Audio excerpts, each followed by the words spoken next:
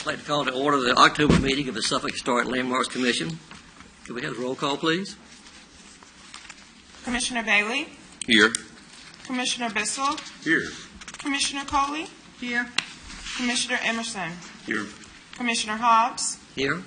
Commissioner King? Here. Commissioner McCormally? Here. Commissioner Schaefer? Commissioner Turner? Mr. Chairman, you have a quorum. Thank you. I'd like to begin by allowing Mr. Kennedy to make an introduction to us for us. Thank you, Mr. Chairman. I just want to take a minute to introduce you all to Meg Pittenger, who is new to our department in the role of Assistant Director for Planning. And she will be taking on the job of Secretary to the Commission. We're very excited to have her in that role and sitting with you all at the table and helping you, supporting you. Hey, Keith, they want you to speak in the microphone. Again, just quickly introduce you all to Meg Pittenger. Excited to have her in this new role, and she may even want to say a couple of words to introduce herself. This is her first meeting, been with the city for several weeks, I guess, Meg, and comes to us with some great experience. So we're glad to have her on board. So, Meg? Thank you, Keith. Good morning, everyone. So I've been here since the end of May. I think I did attend your last meeting in the audience to observe. I kept having conflicts in my calendar, which happens when you're new. They make you go to all the meetings. I come from the city of Portsmouth. I worked there for 35 plus years. And, Portsmouth obviously has a lot of historic districts, including the downtown, and then 5 historic districts scattered throughout the city. So I'm somewhat familiar with, the challenges that there are in managing and dealing with a historic district. I love the downtown of Suffolk. The historic district has so much character, so I'm excited to work with you all in this program. And I'm here as a resource for anything that I can do to help you. Thank you. Okay, the minutes have been distributed. I trust everybody's had an opportunity to review the minutes. Are there any additions or corrections? No, sir. Do we have a motion to approve? Make a motion to approve the minutes. Second. Second. All in favor, please say aye. Aye. Opposed, no. So ordered. Okay, our agenda today is quite a bit different from what we usually have because we don't have any applications to review. It's mostly, work sessions for what I understand, and I'll turn the floor over to Mr. Kennedy to take us through this. Thank you.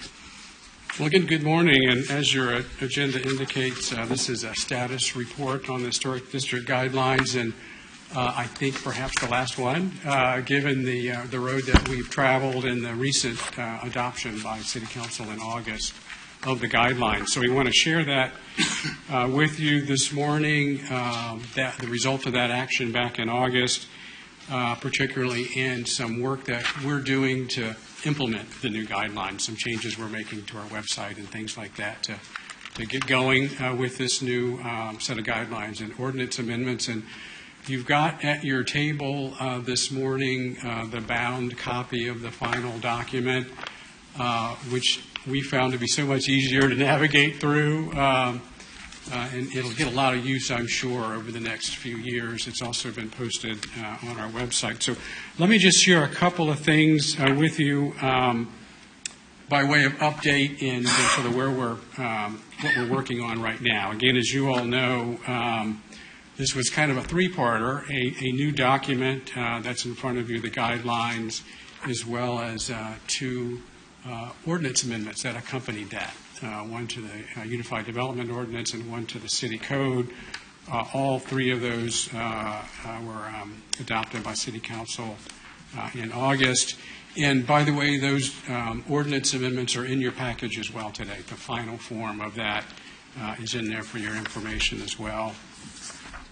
Again, by way of background, we had a particular charge, particular goals that we set out to implement with this update, looking at the downtown master plan recommendations, and again, focusing more on improving our process as opposed to changing, the guidelines or the standards that we use, and also using this as an opportunity to inform property owners and investors and potential investors in the program, in the requirements, and what are the reasons behind this. And again, very much of a collaborative process in developing these new standards and the ordinance amendments. Some of the folks we worked with inside and outside of City Hall in a real partnership. As you all know, this is a program that we work closely with the National Park Service standards and our requirements under the Certified Local Government Agreement, as well as state staff and DHR, and we're very fortunate to have a consulting group who specializes in this work help us through this process. So again, this is highlights of the review and approval process leading up to the action by City Council this past August. So that's the reason for this update today, to let you know we've come this far and are taking actions to implement this, the updated ordinances and the guidelines. You will notice, and I won't spend too much time on this, but I would recommend that you all perhaps go back and look at what is now page 53 and 54 of the guidelines, which reflect the major and perhaps really the only request from City Council there in August was that we return to a previous requirement to regulate color in the district and to do that in specific ways. So that's the change, essentially, that you all want to call to your attention today, that we had originally proposed, again, with support from our consulting team and others, that we discontinue regulating color. But Council felt like that was important enough to the goals that we have for the downtown and the historic district that they wanted us to put that back, essentially. So that's what you see in front of you today, both in the ordinance language and in the guidelines, our guidelines for paint color, how we apply that in the district now. And again, I would encourage you all to take a look at those pages and let us know if you have any questions about how this is being done. I do have a slide that kind of sums it up, at least for you, in a couple of bullets. Appropriate colors are identified in 3 color palettes, which are also in your package. Were in your package for this meeting. Those palettes, while they're unique to a company, they identify color mixes, codes that can be used by any company. So it's not necessary that you go to this company and pick that color. But the guideline identifies those colors in the mix of paints that create that color. We have specific language that says colors must be substantially similar to what's in there. They don't have to be exactly the same. So we've got some discretion to apply as part of the regulation. And as I said earlier, the colors are not brand specific. It's not a particular company or even a subset within a company, which has been the practice in the past and frankly causes some challenges as those names and standards go away over time. So we've got the flexibility, I think, to stick with this palette over time, even with those changes coming forward. And this is something that we're going to administer administratively and maintain administratively as long as it stays with those original palettes adopted by City Council. So again, that's the change that we wanted to make you all aware of, and welcome any questions that you have this morning or as you dig into this a little bit deeper in the next few weeks. Also wanted to mention that we've got a couple of activities underway. When you change your ordinance and you add requirements or change how they're applied, it affects many of the administrative procedures that we implement. So we're going about making those updates as well. We're making changes to the actual certificate of appropriateness application form to make sure it's consistent with the guidelines and as helpful as possible, to get folks through that process. We're in the process also of updating our website, making sure current information is available. That's how so many folks are introduced to this program. And we are planning on a broad notice to all property owners, probably the first of 2024, to let them know this is what's going on. These are the updated materials on our website. This is the updated form. And we'd like to keep that up, something we might do a couple of times a year, get word out to our property owners and business owners. Again, getting back to that theme from the beginning, let folks know that we're here, let them know that this regulation applies and what it means to them as a property owner or a business owner. So that's where we are. It feels good to be here, and perhaps even more so for you all who've been involved in this even longer than Aaron and myself, to have completed that step and started the work of implementing those guidelines. So that's the first item for you. Again, happy to entertain any questions or comments you all have this morning, but looking forward to moving forward with these new standards. Yes, sir. I'd like to comment. Several years ago, I know lots of us have complained in the past about the guidelines needed to updates and that kind of stuff, and I don't know whether somebody was listening. I would like to assume people were just responding to our complaints. Yeah. But anyway, this is exhaustively researched and corrected with a fine-tooth comb and so forth, so I think it's a fine job. I really appreciate it. Thank you I really for that. appreciate what the city and everybody involved has done on this. Thank you for that. It was such a broad team effort. As I try to say whenever I have an opportunity, I've been kind of the spokesperson for the last 12 months, but there's a lot of folks that put a lot of time into making this happen. So thank you for that. All right, thank you.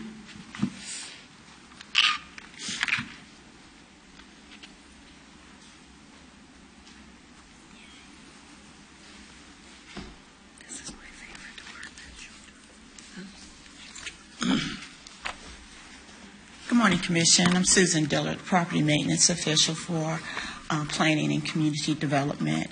First, I want to go over some code enforcement that we've done this past month in court that we have ongoing properties that we're working with owners to come into compliance with the city ordinance. 342 North Main Street, there are new owners of that property, and we've been in touch with them. And they are going to be hiring contractors to start working on that particular structures and to address the property maintenance violations. 223 Bank Street, that property is still in violation. The property is vacant. Absolutely nothing's been done with that property. 219 Clay Street, we had that owner in court last week, and the judge continued the property maintenance case until December the 7th, giving him time to submit his paperwork, his application to planning to do some work there. And as far as I know, he hasn't submitted anything. He hasn't submitted a complete application. 112 West Washington Street, that property is still vacant, and it's up for property's up for sale. Haven't heard anything, from the owner regarding that property. 374 East Washington Street, that structure I've had to condemn.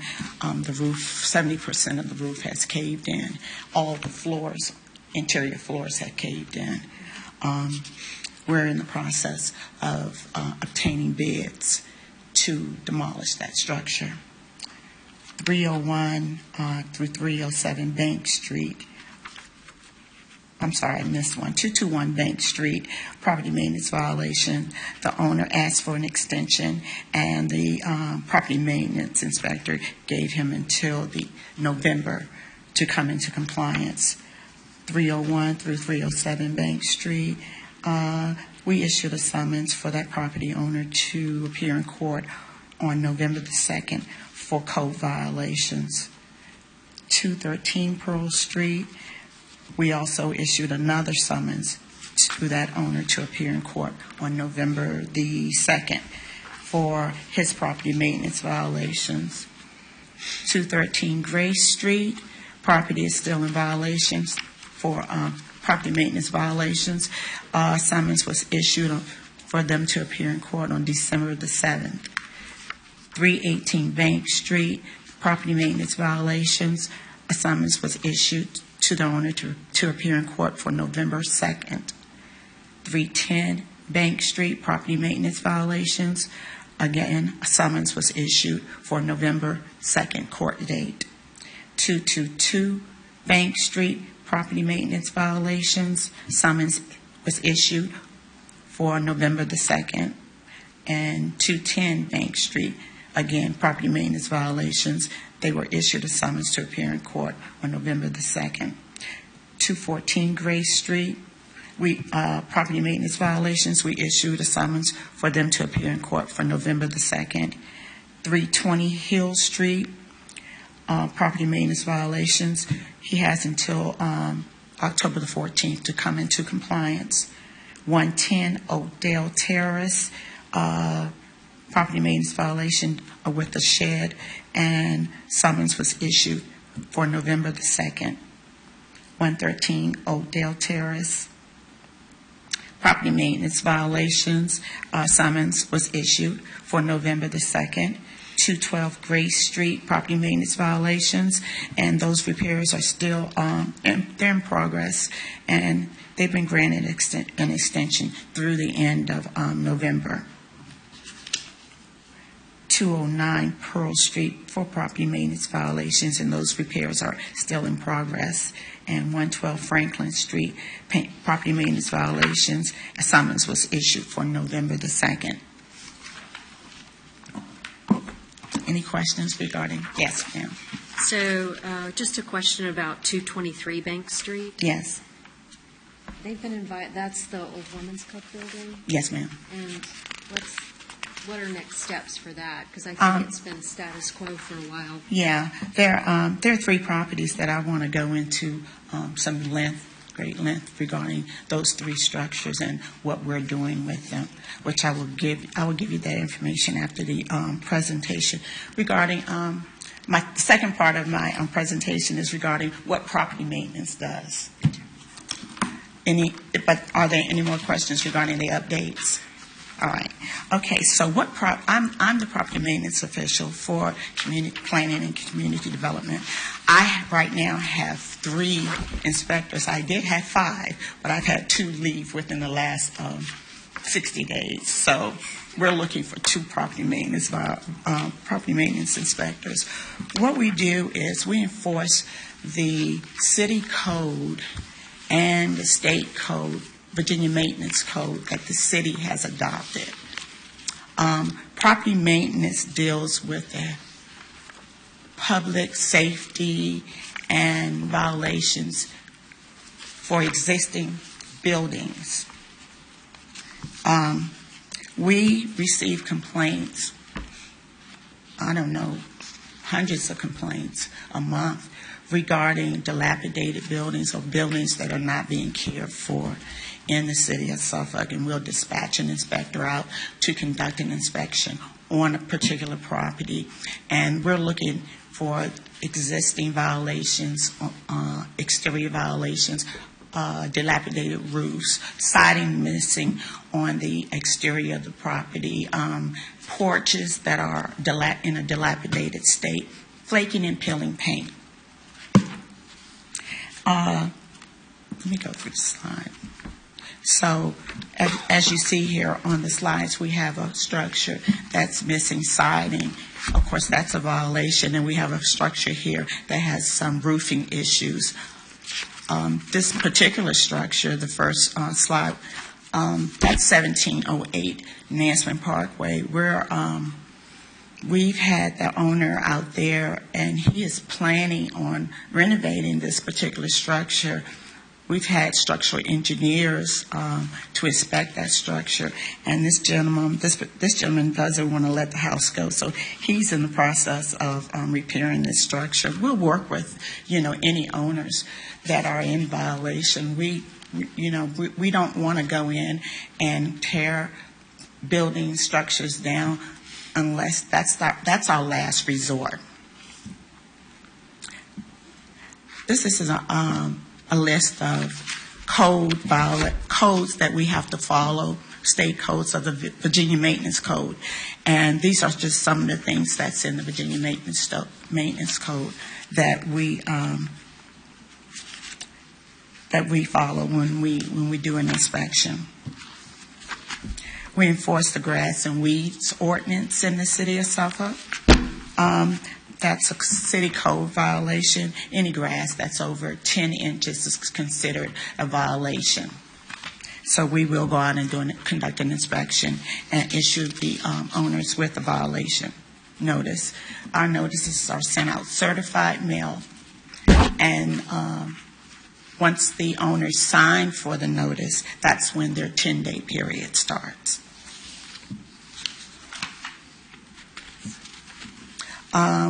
We also enforce the city inoperative vehicle ordinance. An inoperative vehicle is a vehicle that is just not running. It doesn't have the proper license and inspection decals.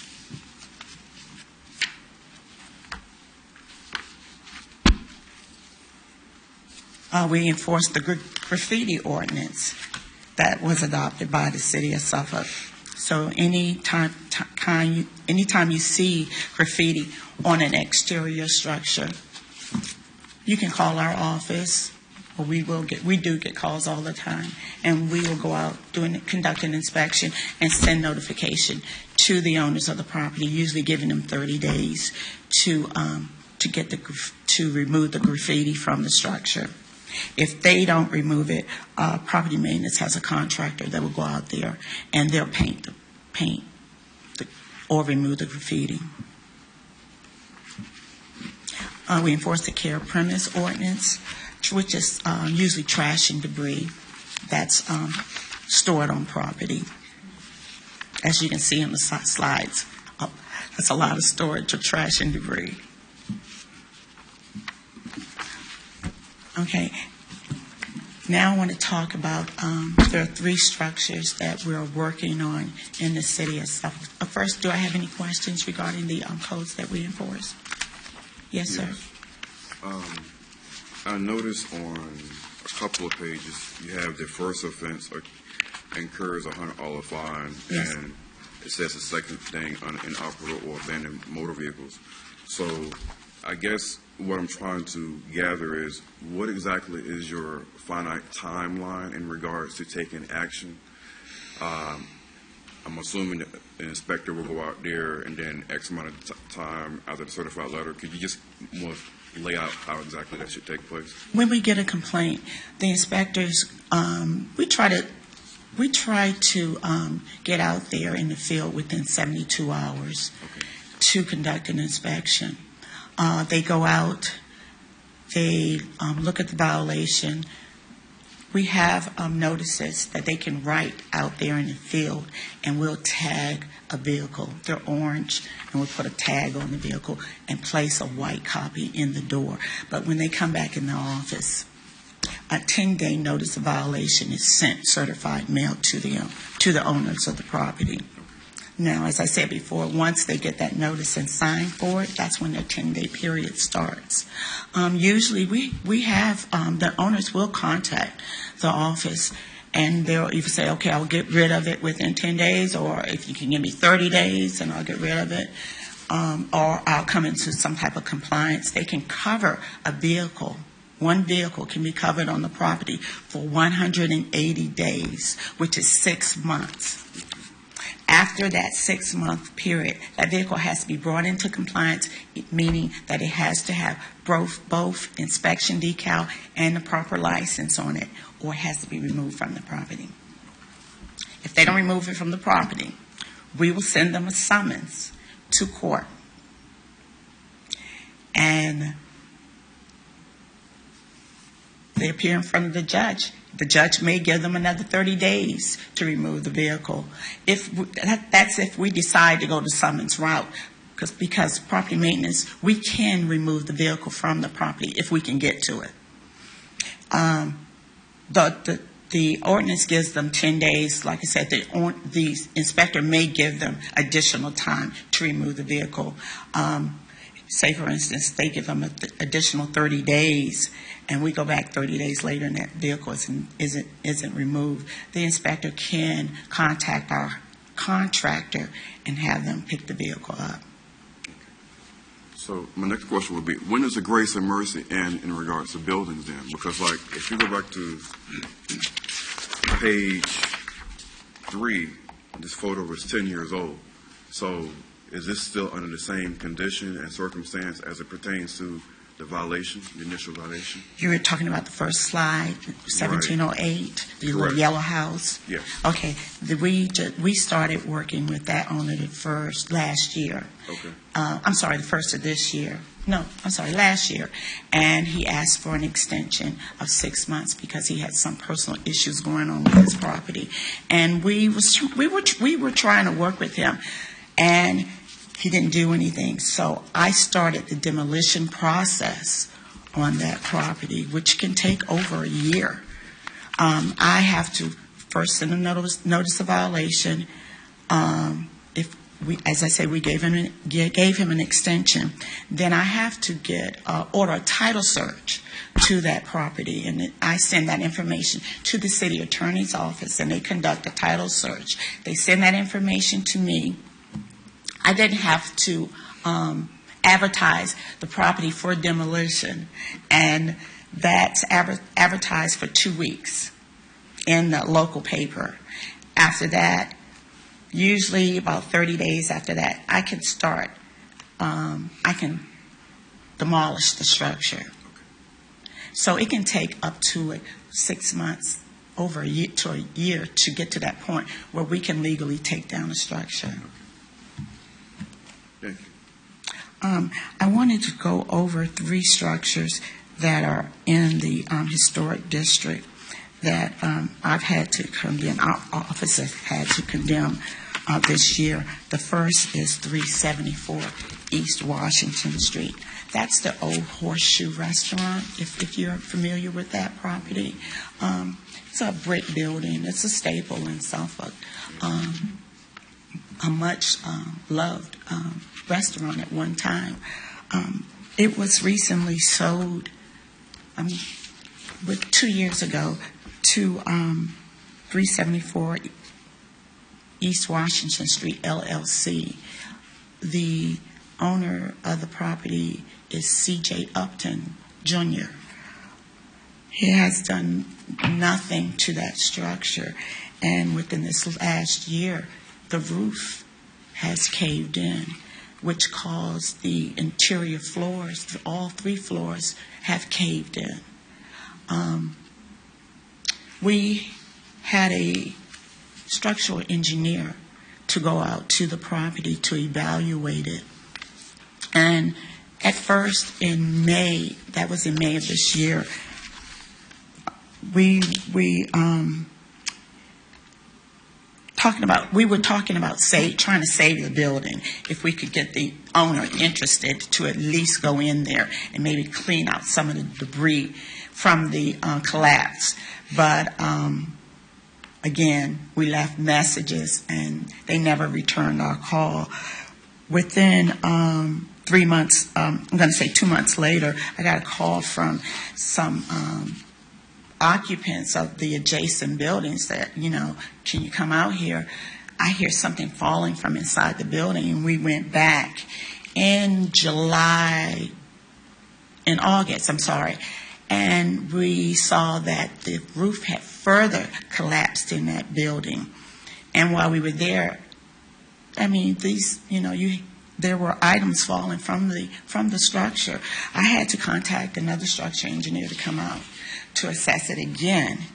And I was told that it's in such disrepair that we're afraid that the rear and the front walls may collapse. So that's where we are now with that structure. That structure is in danger of collapsing.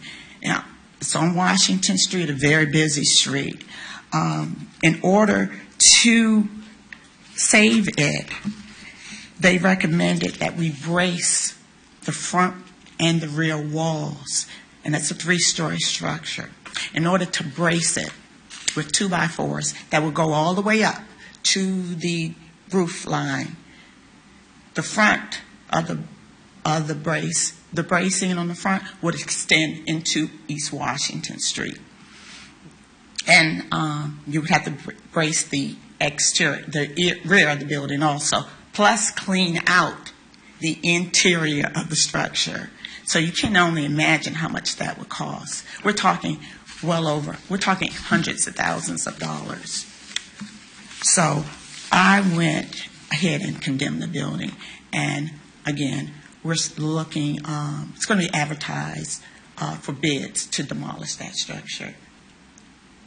Wow.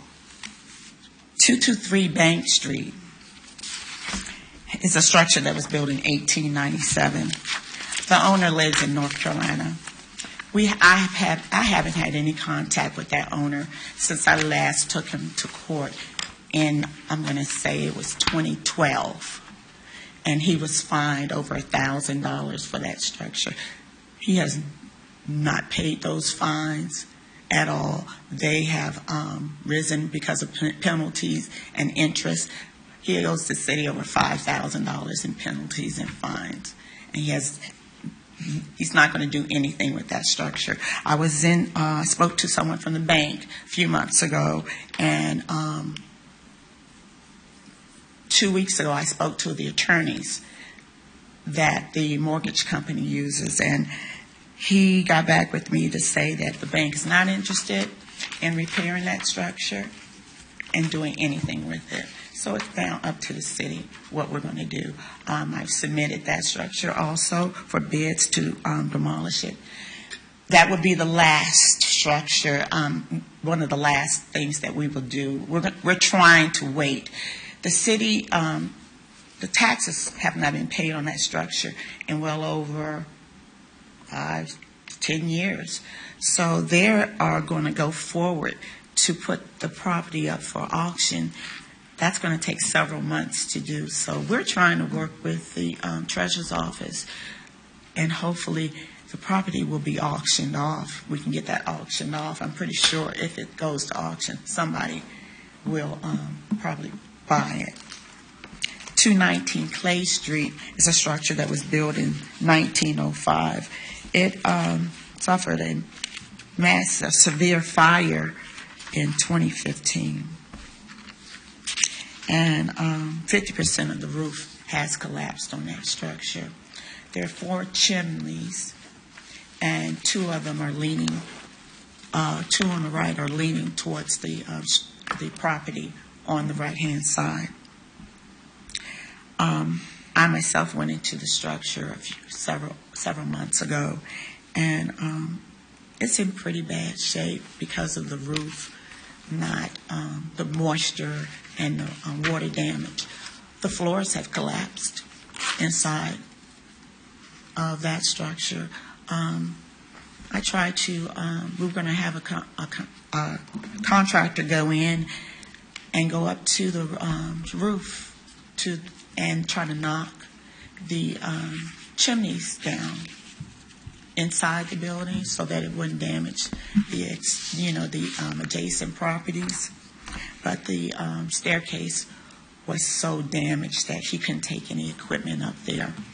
And I'm telling you that to let you know, we don't come to a decision easily when it comes to demolishing these structures. They have to get to the point as they are now, and something has to be done because it's become a public safety issue now at this point. Yes, sir. Another question I have, and I'm maybe getting ahead of myself, I'm looking at page 17 of the packet that we have, and I highlighted a particular paragraph that's right above section 31-420, and I guess the attorney can comment as well. In that very last sentence, it says, the reasonable cost thereof should be placed as a lien against the property. In other words, if the remedy has not taken place, we're talking about weeks, months, and years, whereas actions have been taken in due faith and diligence in regards to you and your inspectors. Are there liens on any of these properties? Yes, there's liens on all the properties. Whenever we have to hire a structural engineer to go out to the properties. any cost incurred, a lien is placed on the property. Say, for instance, the 374 East Washington Street. I've had to have a structural engineer go out there twice, and that's cost the city over $3,500. And any removal of equipment or debris on the properties, whatever it costs the city, we will place a lien on the property.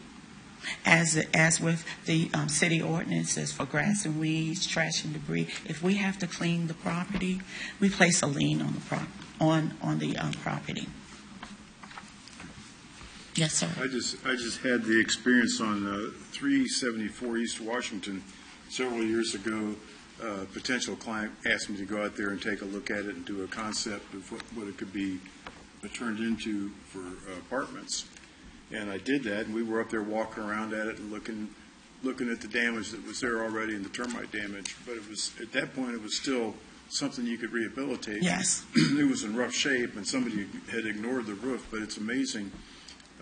Once the roof starts to fail, the termites love it, and then the wet rot loves it.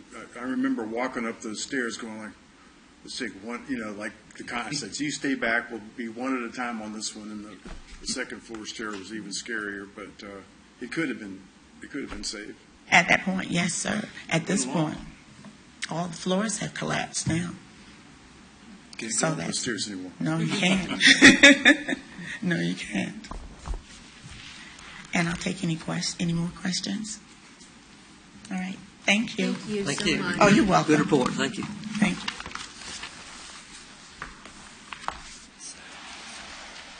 All right, so I think I'm next, right?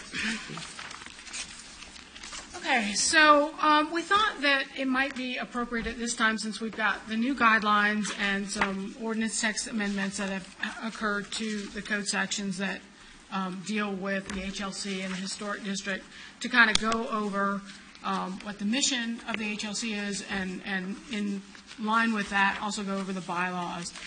When you look at the bylaws, they were last updated in 2016, it says. Typically, it's a good practice to at least look at them every 5 years or so, see if any changes need to be made, and if not, you just reaffirm them, and if you want to make changes, you look at them at that point. If you look at the code sections for the HLC, it largely talks about what is viewable from the public right-of-way.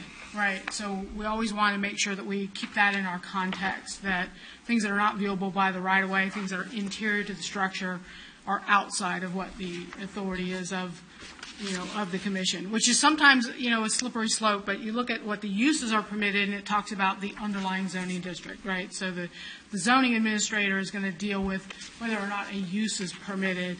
The HLC doesn't have to worry about that particular aspect of it. What we're looking at here, what staff is looking at for the administrative review, are the things that are viewable from the exterior. And the new guidelines have some really nice diagrams in there, kind of helping, particularly the applicants, kind of view what that means, whether it's a corner lot or an interior lot, kind of what that looks like. So I always want to, be careful that we're not, going inside the structure or talking about what's going on inside with the use. Certainly it's of interest, particularly in trying to revitalize the downtown, but we always have to be cautious that we aren't getting too wrapped up in what the use is, because the zoning is going to take care of what is going on inside there. What we'd like you all to do on the bylaws is to take a look at them at your leisure between now and the next meeting, and see if you think that they're good, or if there are any changes that you want to look at, and then we'll put that on the agenda for you all to discuss and potentially vote on at a subsequent meeting. One of the things I did want to point out that struck out to me is on page 5 of the bylaws, in section 4, down there at the bottom of the page, where it talks about final action by the commission. And it talks about that the commission shall not consider another application for a COA for a lot that's been under consideration for a year. if you all are okay with that, I'm not saying you should change it, but that to me is something that I thought was a little bit odd, because if you deny an application for some property, they can't come back for a whole year, which means they can't do anything. That doesn't seem like that meets the intent of what the commission is trying to do. Typically, you have a restriction like that for CUPs and for rezonings, going before city council, because you don't want them to just keep coming back and knocking on the door and say, hey, how about now, how about now, how about now, and bothering you. But it seems like for the HLC, you might want the ability to hear somebody again if they've changed their application, to come back and say, hey, you disapproved what I was trying to do before, but how about if I, change the porch or whatever it is. So when I was reading that, I was sort of surprised that that was actually in there, and I don't even know if that is something that's being abided to. But I thought that that might be something that you all might want to take a look at and discuss whether or not that's in line with how you expect the commission to operate. So that kind of just struck out at me. The rest of it is somewhat, perfunctory. But again, if you haven't taken it, it's been 2016, so I don't know how many of you were on the commission at the time. So again, it might be worthwhile taking a look at and see if there's nothing else that struck out to me, but there may be other things that you all might be interested in at least discussing. Mr. Bailey? I did do some research. The online publication, as of July 1st, 2014, under Section 2-161 states that there are 8 members. Well, if we look at Section 1 here, it says 9 members. So what shall it be? It's 9. 9. Because Yeah, of the so we mayor. want to make sure that what it says in the code section and what it says in the bylaws are, are matching each other. Okay. So, Because online is different from what we have right here. okay, we'll take a look at that. I think it's because somehow you represent each borough plus the mayor. Okay. Well, I don't know. But that's what I was told. And we'll get with the attorney's office and just make sure that we're all right, all in the right place there, and make sure that those things line up. That's a good catch. So that's all I wanted to talk about in terms of that. Like I said, sometimes it's easy to get mission creep, and you see this in other commissions too, that want to kind of be concerned about things that are outside their purview. And I think you all, I think Mr. Bissell maybe brought it up at one of the last meetings. We were talking about Suffolk Tower, saying, hey, probably outside of our purview, but can we require them to screen that back loading area? And so I just think that that's important to just kind of keep in our focus as we are reviewing these things, again, whether it's with staff or with the commission, that we're staying, within our lane, so to speak, but also, preserving what the intent is of what the regulation and what the guidelines are. Which again, I think that these guidelines are going to be a great tool moving forward, both for staff and for the commission to help, and for the applicants as well, to help, continue to not have structures under condemnation, that we can help, direct people that want to invest in the downtown and preserve these fantastic structures that are there, and revitalize again the downtown. I think that with the, having an interesting downtown is what also will help more people want to invest in, in the area and continue that prosperity. So that's all that I had on that. What do we got? We got staff reports next. So Susan, you already did all your, Susan's still here. She already did all her property maintenance, so I guess we've got zoning next. Jennifer Cobb, our zoning administrator. Morning, Commission. Jennifer Cobb, zoning administrator. Currently, we only have one property under action, 222 Bank Street, and they've issued a summons for November. You guys have any questions? Thank you. Thank you. And then we've got Keith to talk about our administrative approvals. You do have in your report this month 3 projects that we approved administratively. The first two, 220 Penner Street and 107 Linden Avenue, are siding replacements on residential structures. where in both cases the applicants brought forward the material that we needed to make the decision administratively and meet the new color guideline because these came through in that time frame. In the third one, 165 North Main Street is a commercial building, a new business opening up on Main Street. Requested some signing changes to recognize the new business there, and we were able to approve that administratively as well, and also make sure that they met their zoning requirements, which address signage. So that's what we had in the last 60 days or so. Any questions on those? I don't have a question on that, but I do have one left from the meeting in August. I know the house on Linden Avenue was going to the city council. Did Yes, it go? and council supported this commission's decision to require compliance, and I don't know if we have any other news, but I'm assuming that's what they're doing. Okay. But we can check on that for Wondering you. because Yeah. the porches were different. Yeah, I was kind of a mix-up. yeah, we've been in contact with the owner on several occasions, and my assumption is that's what they're doing, but we'll check. So they agree with the commission. They haven't appealed the council's decision, so we're assuming that that's what they're doing. Yeah. Thank Okay? you. Yeah, and it's been more than 30 days, so Yeah. the appeal process would. I talked with John Rector about that situation, and his response was if we're going to have historic guidelines, this is, an example of, a violation. So it's pretty cut and dry for the council, I think. Okay, thank you. And just other announcement, you've got the notice in your packet today as well. I think it's the very last page or second to the last page. Continue to get very interesting training opportunities. We try to pass those on to you all. This one in particular is kind of struck a chord with me. Work with your realtor, work with the realty community on understanding the guidelines and getting the word out. So just great to see that someone's working on that, and I believe that's actually this afternoon. So we'll continue to keep you all informed of those opportunities as they come along. Okay? Thanks, sir.